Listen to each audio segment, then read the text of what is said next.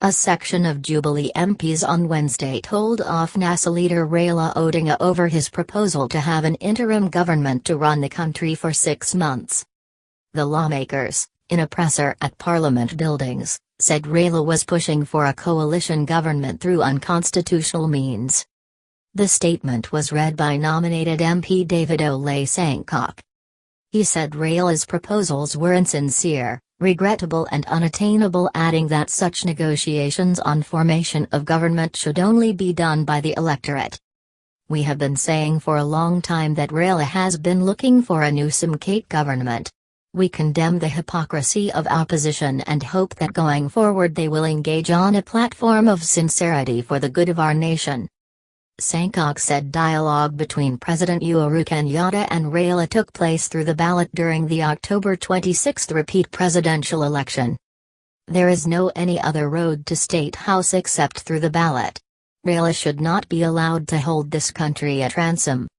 Sankok was flanked by MPs Gabriel Kago, Githunguri, Ruida Ebo, Lamu Women Rep, Francis Wadatu, Juja, and nominated MP Gideon Keter.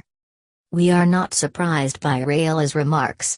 He should stay away from nusu-mkate because he will not achieve it. There has never been any truth in his narrative," Keter said. On her part, Ruida said, "We want Uhuru sworn in because it is through him that we can prosper as a nation. We are tired of politics and want development." NASA leader Raila Odinga said on Tuesday he wants an interim government to run the country for 6 months while the constitution is reviewed to curb President Uhuru Kenyatta's authority. He told Reuters in an interview that he was open to talks with Uhuru over a constitutional review aimed at lowering the risk of violence from minority groups who feel excluded from power. Uhuru was re-elected with 98% of the vote on October 26 after Raila boycotted the election, saying it would not be fair.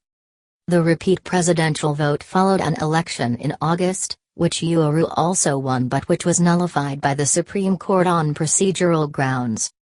Raila's supporters have repeatedly protested against the results, and at least 51 people have been killed in the turmoil since August.